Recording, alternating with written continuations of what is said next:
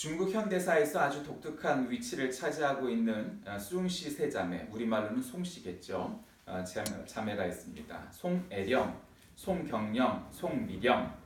이들의 아버지는 본명이 숭짜수인데 우리말로는 송가수라는 발음을 가진 사람입니다. 영어명으로는 찰스 존스 숭 혹은 찰리 숭이라고 알려져 있는데 원래 객가 출신이었는데 나중에 감리교 목사이자 또 목회를 그만두고 나중에 성공한 사업가가 되기도 했던 사람이었습니다. 그는 원래의 성이 우리나라 한국 갈 때 그런 한씨였는데 12살 때 자식이 없는 그 삼촌 집안의 양자로 들어가서 송씨로 개명을 하고 15세 때 미국에서 개신교로 개종하면서 신학을 해서 감리교 선교사가 되었고 1886년 중국에 돌아와 이듬해 결혼하고 선교사직을 사임한 후에는 담배와 면화 등의 사업을 벌여서 많은 돈을 번 중국의 아주 유명한 인물입니다. 1894년 상하이에서 순원을 만난 뒤에서 중국 혁명에 관심을 가지게 되고 그가 이끄는 중국 동맹회를 재정적으로 후원하는 역할을 자임합니다. 그는 3명의 아들과 3명의 딸을 주었는데 아들들은 아버지의 뒤를 이어 사업가나 금융가로 활동해서 큰아들인 숭쯔원은 국민당 정부의 재무부 장관과 외무부 장관을 역임했고 둘째 아들이었던 숭쯔량은 뉴욕에서 사업가로 활동했으며 막내 아들인 숭쯔아는 홍콩의 광둥은행 은행장을 역임했던 사람들이었습니다. 이 찰리 숭의 아들이 관료나 사업가, 은행가로 비교적 평탄한 삶을 살았는데 비해서 딸들은 중국 현대사에서 팔자라면 팔자고 걸출하면 걸출하다는 족적을 남기는 아주 역사에 기록된 자매들이 되었습니다. 첫째인 아이링은 부유한 은행가이자 중국의 재무장관을 지냈던 쿵샹씨 홍상이와 결혼해서 돈을 사랑한 여인으로 별명이 붙었습니다. 둘째 딸인 칭링은 아버지의 친구였던 순원의 비서 노릇을 하다가 나중에는 결국 그 사람과 동거하고 결혼하게 되어서 중국을 사랑한 여인으로 불립니다. 그리고 막내딸인 메이링은 장제스와 결혼해서 권력을 사랑한 여인으로 불리기도 합니다. 어떻게 한 집안의 딸이 순원과 손문과 장제석 두 사람하고 다 결혼하는 집안이 됐습니다. 그러니까 우리로 얘기를 하면은 거의 뭐 김구 선생과 그다음에 이 대통령 이렇게 양쪽에 다 결혼한 것과 마찬가지 일을 이 집안이 해낸 거죠. 그때 이 장개석의 부인이 한 이야기입니다. 언덕 꼭대기에서 논에 일하던 한 농부가 땅이 흔들리는 것을 느끼면서 먼 바다를 내려볼 때 바닷물이 순식간에 멀리 빠져나가는 것을 보게 됩니다. 즉 해일이 몰려올 징조라는 것은 이 바닷가에 살던 사람이 알았던 것이죠. 그런데 언덕 밑 낮은 지대에서는 이웃 사람들이 그것도 모르는 채 정신없이 정신을 놓고서 열심히 일하고 있었습니다. 그 농부는 국리 끝에 볕단을 모아서 불을 붙이고는 창고 처마 밑에 달려있는 종을 힘껏 쳐댑니다. 그제야 정신없이 일하던 사람들이 연기를 보고 불을 끄기 위해서 이쪽으로 물을 들고서는 불을 끄려고 올라오는 것이었습니다. 그러자 그 농부는 자신의 벼가 다 타버리는 큰 희생을 치렀지만 그 사람들은 큰 해일을 피할 수 있어서 많은 사람들을 구했다는 이야기를 하는 것을 이 장개석의 부인이 들려줬다는 겁니다. 사람이 살다 보면 자신은 아는데 다른 사람들은 모르는 경우가 있습니다. 또 때때로는 이렇게 오늘 이 장개석 부인의 이야기처럼 자신의 것을 희생하면서까지 다른 사람들을 구해내거나 도와야 할 이유가 생기기도 합니다. 저는 오늘 이 말씀의 제목을 기업, 역사, 부활이라고 적었습니다. 이 기업, 역사, 부활 이것은 우리에겐 참으로 중요한 문제입니다. 우리의 삶 가운데 정말 우리의 삶이 어떻게 살아가느냐 증인 순종 성령 제가 착각했어요. 증인 순종 성령입니다. 이 증인 순종 성령이 오늘날 우리 신앙생활에 얼마나 중요하냐 하는 문제를 가지고 이 본문 제목과 관련해서 말씀을 나누고자 합니다. 우리가 성령 충만한 삶, 성결한 삶이란 어떤 거냐? 그것이 오늘 본문 말씀 가운데 나와 있는 거죠. 그거는 바로 오늘 이 본문 말씀이 우리에게 가르쳐주고 있습니다. 그것은 무엇입니까? 그것은 우리에게 신앙에 대한 증인이 되어야 한다는 것이고 또 그것을 체험해야 되는 것이고 그래야 해서 우리가 성령 충만한 삶을 살아야 하는 것이다 하는 것을 우리에게 가르쳐주고 있습니다. 그들을 끌어다가 공의 앞에 세우니 대제사장이 물어 이렇게 오늘 본문을 잡은 첫 구절이 시작합니다. 그러니까 이 이야기는 뭐냐면 베드로와 사도들이 예수님이 부활하셨다는 것을 알게 됩니다. 그리고 몰려와서 40일 동안 예수님과 같이 또 사역을 이끌다가 예수님 부활 승천해 버리셨습니다. 이제 예수님이 하늘나라로 그냥 올라가 버리시니까 남은 제자들이 우리 선생님이 정말 살아나셨고 부활하셨고 하늘로 올라가셨다는 것을 그때는 이제 다 알았습니다. 왜냐하면 부활 승천하는 것을 다 보았기 때문이죠. 그러니까 이제 이 베드로와 제자들은 예전에 예수님이 붙잡히셨을 때 도망을 치던 그런 불쌍한 그 비겁한 그런 제자들이 아니었습니다. 이제 이 사람들에게는 자신들의 일에 관해서 어떤 생명을 걸고 뭐 할 용기가 생겼습니다. 왜냐하면 예수님이 부활하신 걸 봤거든요. 그러니까 신앙이란 그런 증인으로서의 삶을 살아가는 것입니다. 우리가 증인이 안 되면 안 되는 거죠. 증인이란 건 뭡니까? 증거가 있어야 되겠죠. 여러분 우리가 예수님에 관한 사실, 즉 뭐 부활과 또 우리의 구세주이시라는 그 모든 그 성경에서 말씀하시는 것들에 대한 증거, 증인이 되어야 합니다. 왜? 예수님께서 살아나셨다는 것을 그냥 뭐 한 대사람에서 보고 야 예수님이 부활하셨대, 우리 몰래 부활하셨다가 우리 몰래 하늘로 승천하셨대 하면 그 순전히 거짓말일 겁니다. 그러나 성경에 보면 예수님이 부활하신 이후에 적대적인 세력이었던 로마 제국군과 또 바리새인들과 사두개인들 앞에도 나타나시고 여러 수많은 사람들 앞에 나타나셨다는 것을 뭐 사나흘도 아니고 40일 동안 보여주셨습니다.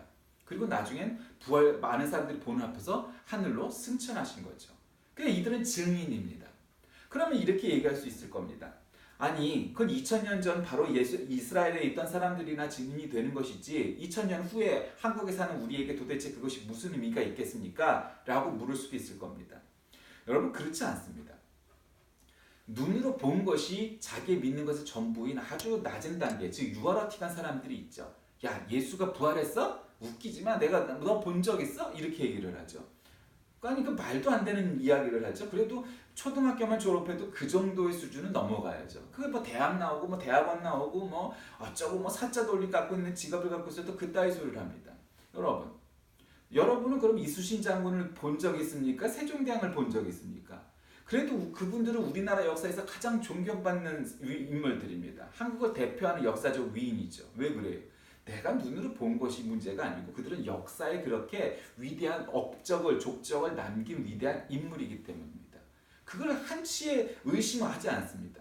어떤 사람은 또 이렇게 이야기합니다. 야 왕이 할 일이 없어서 한글을 만들었겠어? 그건 바보 같은 질문입니다. 왕이 결단을 했기 때문에 그런 여러 사람들의 반대에도 불구하고 한글을 만들 수 있었죠. 그러니까 거기 리더가 세종대왕이었던 거지. 물론 세종대왕도 직접 연구를 했지만 세종대왕이 이끄는 그 그룹이 집현전과 개혁 세력들이 거기서 한글을 연구하고 한글을 창제했다는 게 의미가 있는 것이지 그거를 직접 혼자 앉아서 연구했다는 게 큰 의미가 있는 게 아니다 이 말이죠. 뭐 마찬가지로 이순신 장군도 그렇죠. 그러니 우리가 예수님이 부활 승천하는 것을 우리 눈으로 못 봤는데 그걸 어떻게 믿느냐 하는 것은 바보 같은 질문입니다. 우리는 수백 수천 년 전 우리 역사에 기록되어 있는 사실이 그것이 우리 눈으로 못 봤을지라도 우리는 믿고 있습니다. 왜 그럴까요? 역사이기 때문이죠. 그럼 많은 사람들이 공론화했고 이쪽 세력이든 반대 세력이든 그것을 다 보았기 때문이죠. 그래서 우리는 역사의 증인입니다. 그래서 우리는 한글을 쓰면서 세종대왕께 고마워하고 또 여러 가지 정변 속에서도 나라를 지킨 이순신 장군 같은 그런 위인들이 있었기 때문에 이 나라를 지켰다고 생각하면서 독립운동을 할 때나 뭐 동학혁명을 할 때나 그리고 우리나라에 여러 우환이 있을 때마다 이순신 장군처럼 이 나라를 지킬 수 있게 해달라고 말을 하고 그렇게 얘기를 하는 것이죠. 그런 증거, 증인이 되는 것 우리 인생에서 참 중요한 것입니다. 만약에 우리의 삶 가운데 그런 증인과 증거가 없다면 우리의 삶은 참 어려울 겁니다. 왜 그럴까요? 우리가 증거, 증인이 안 되었으면 우리가 그런 어떤 것을 말할 수가 없기 때문이죠. 자, 그럼 어떻게 우리가 증인과 증거가 될 수 있을까요? 오늘 본문 말씀 가운데 베드로와 사도들이 대제사장에 붙들렸습니다. 그러면서 이제 뭐 여러 가지 얘기를 했겠죠. 야, 그 예수로 이단을 믿어. 너희들은 유대교인이야. 너희들은 아브라함과 모세의 후손들이고 제자들이야. 왜 예수라는 사람을 자꾸 따르려고 그래? 그 부활했다고 해서 믿으면 돼? 그건 우리 전통이 아니잖아. 응? 우리 전통은 예수를 믿는 게 아니고 모세를 믿는 거고 아브라함을 믿는 거고 한 분이신 하나님을 믿는 거야. 그렇게 얘기 아니겠어요? 그랬을 때 베드로와 사도들이 뭐라고 이 대제사장과 사람들에게 말하니까 사람에게 순종하는 것보다 하나님께 순종하는 것이 마땅하니라.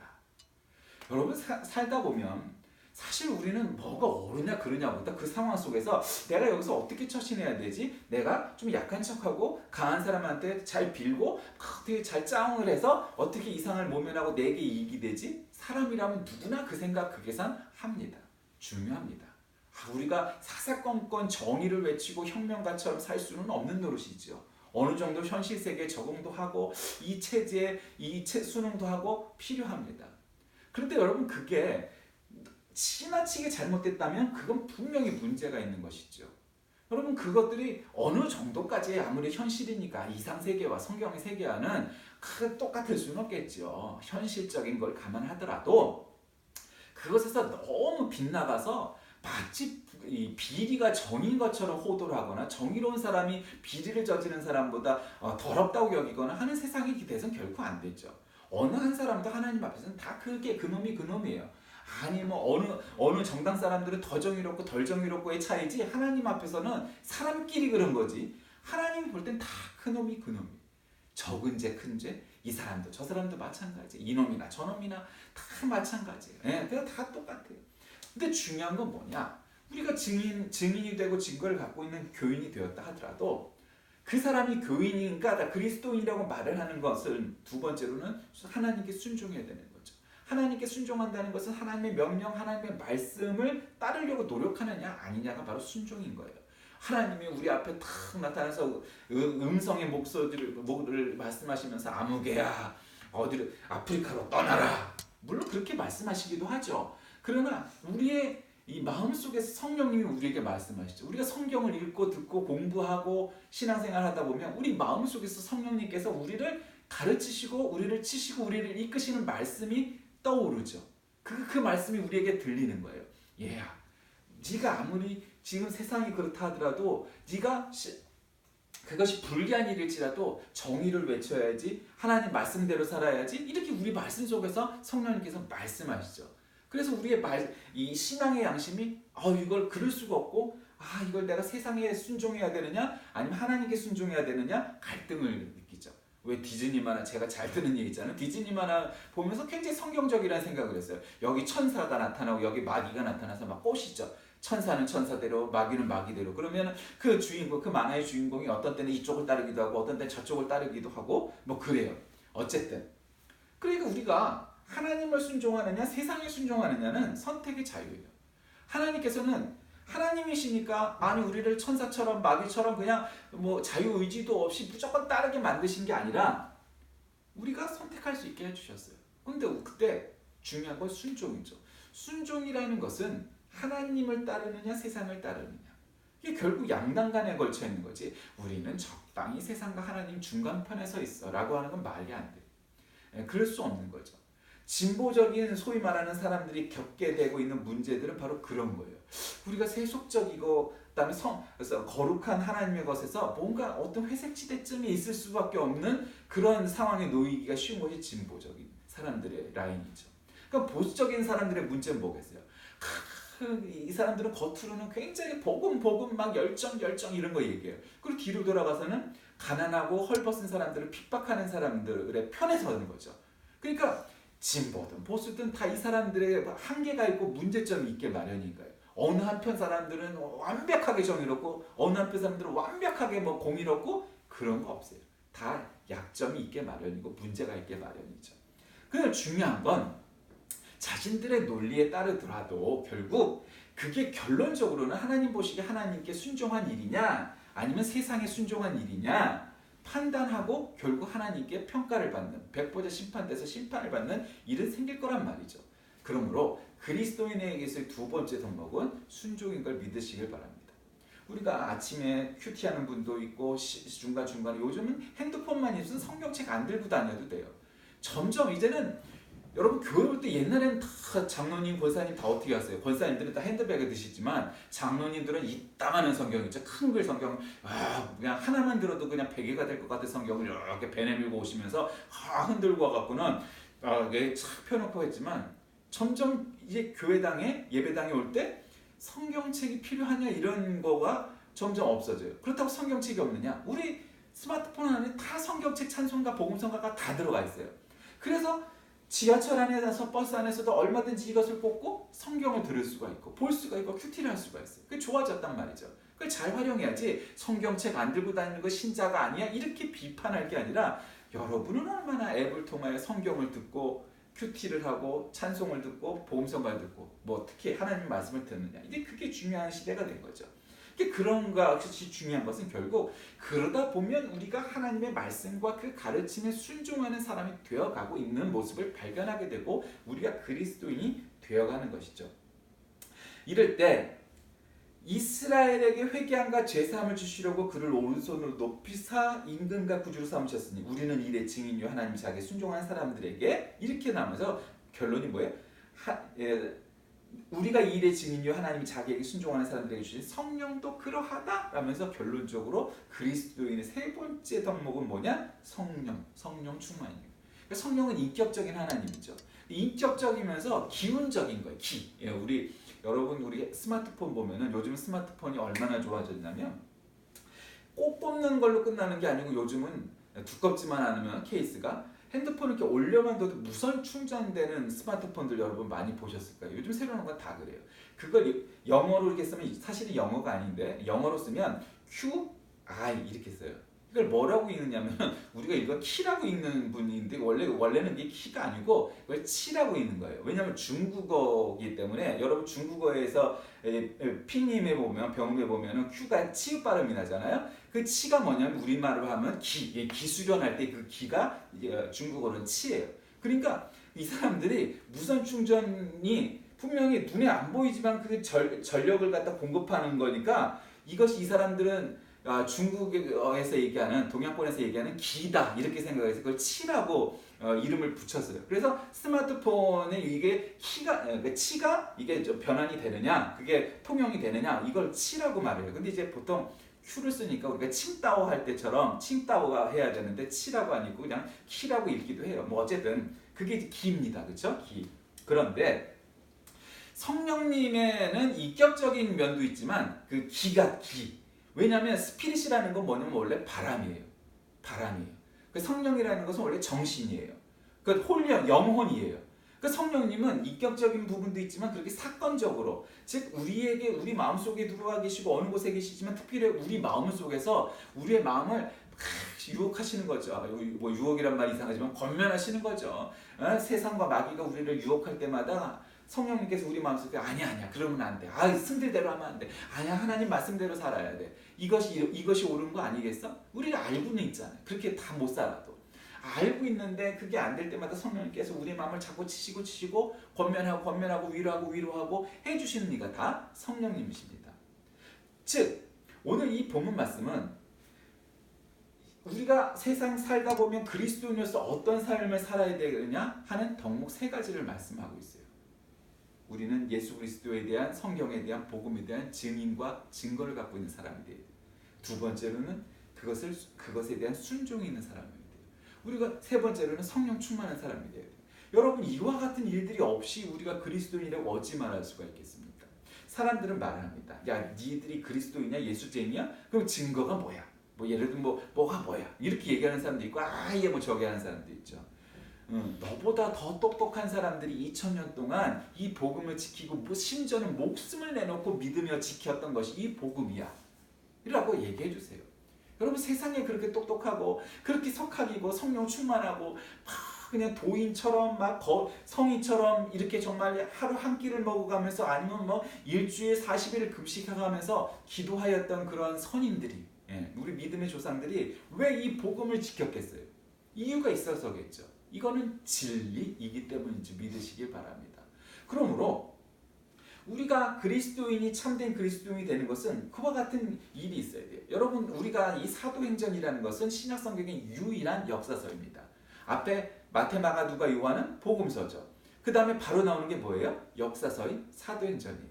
그 다음에 로마서부터 이제 쭉 로고가 레빌골 데디디 뭐 이렇게 히아에비요요 여기까지 모든 것들이 다 이제 요한계시록은 물론 이제 묵시록이니까 계시록이니까 빼고 나머지는 다 바울 서신 뭐 일반 서신들이에요.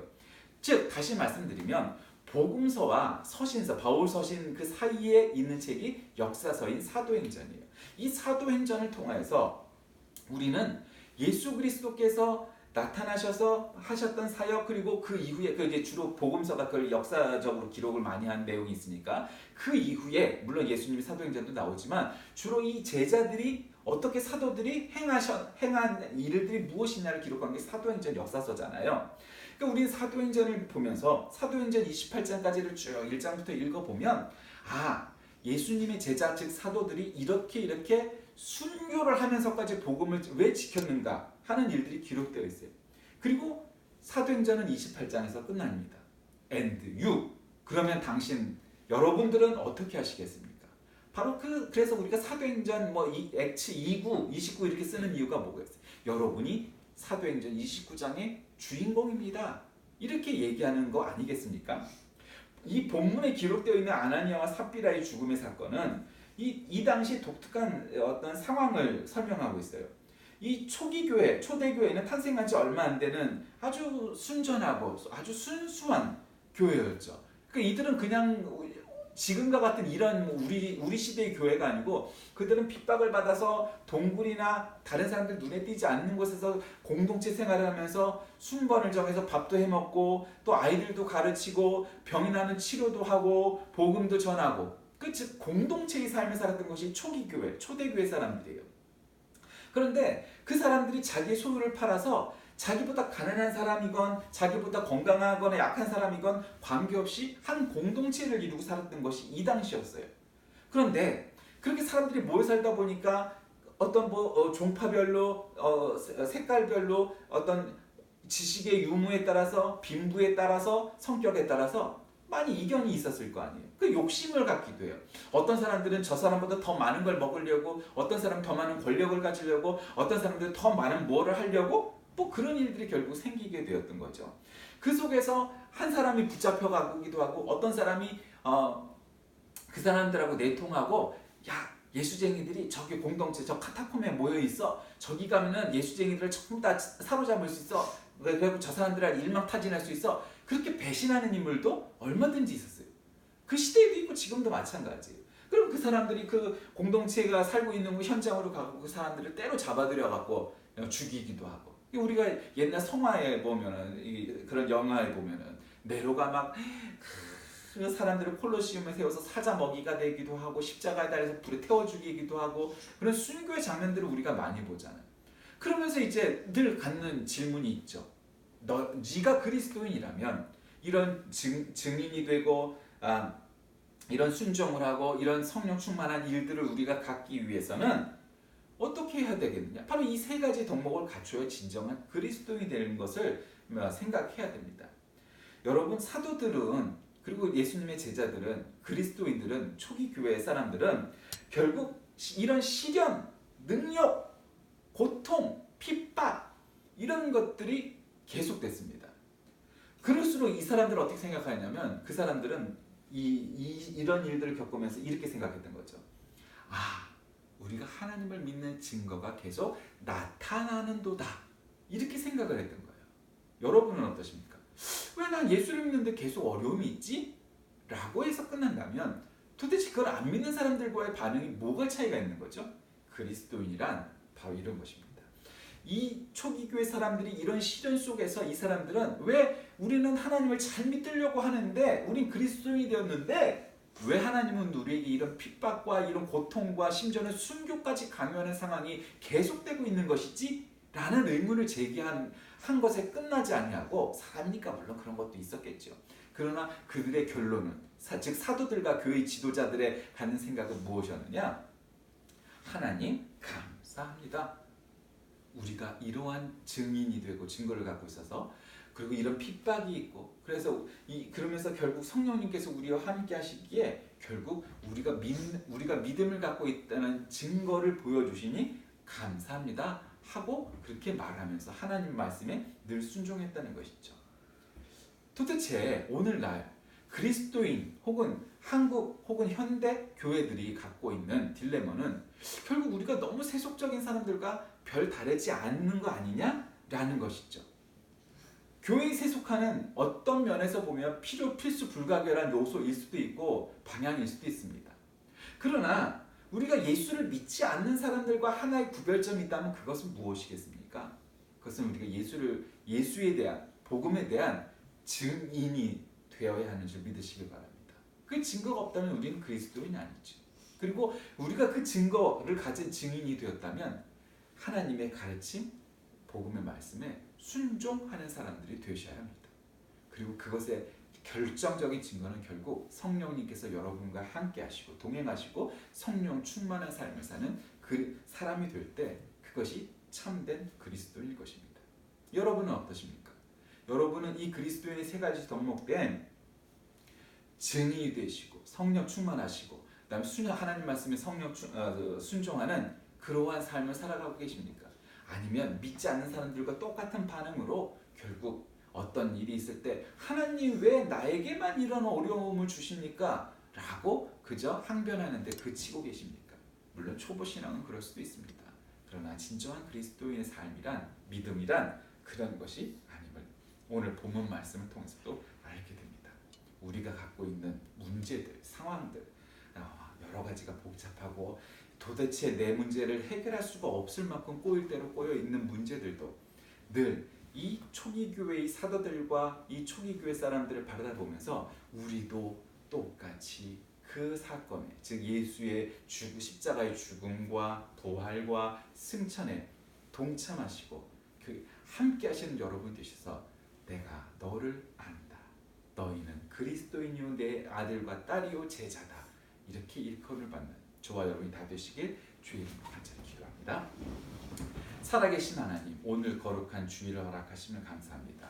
우리가 참된 그리스도인이라면 증인이 되고 하나님 말씀에 순종하며 또한 성령 충만한 삶을 사는 것이 참된 그리스도인임을 본문을 통해서 깨닫게 됩니다. 그와 같은 삶을 살게 하여 주옵소서. 예수님의 이름으로 간절히 기도드립니다.